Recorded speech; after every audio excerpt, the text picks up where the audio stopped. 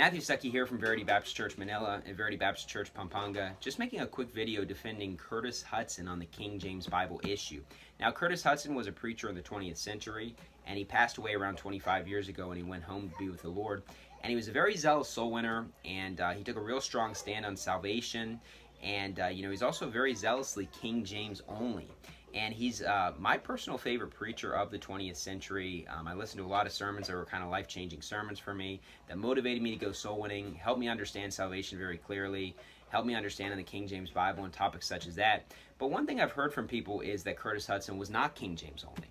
Now, I've always heard this coming from the Ruckman camp because Peter Ruckman and his followers have a very weird version of the King James Bible where they believe that literally the King James Bible is better than what it said in the Greek or the Hebrew, and that people in today's world, they need the Bible, they need to understand English to understand the Bible. They don't believe the Bible can really be translated into Spanish or Russian or these other languages. At least that's what a lot of the followers of Peter Ruckman do say.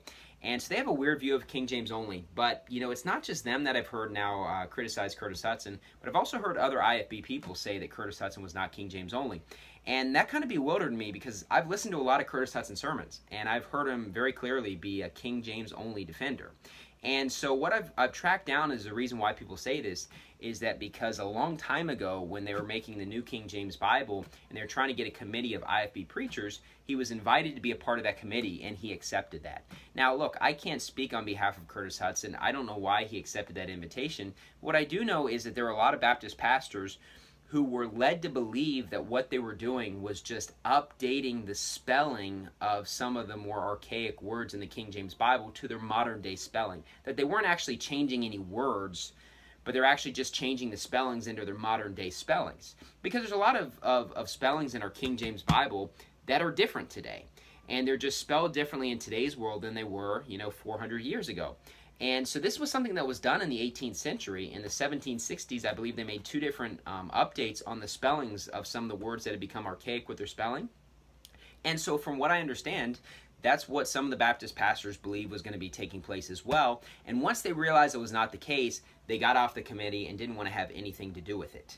And so from my understanding, that's Curtis Hutson was one of those people who, he was on the committee, but he believed that they were just making updates to the spellings of words. He didn't actually believe that they were making changes to the Bible.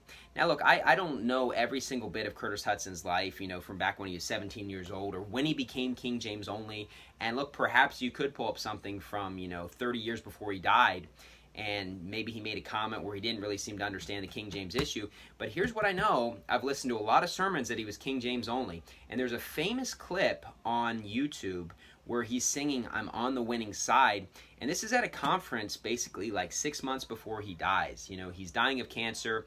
When he was younger, he was actually a very strong man. And, he actually, lost a lot of weight. He became more frail. And he was at that conference. He sung that song. But what a lot of people don't realize is he followed up that song with one of his most famous sermons as well, called "Things That Are Different Are Not the Same." Things that are different are not the same. Now, he covered a lot of different topics, but one of the topics he covered was the King James topic. And he talked about the King James versus the other versions. And he said things that are different are not the same. These things say different things. They mean different things. They're different Bibles. They're not the same.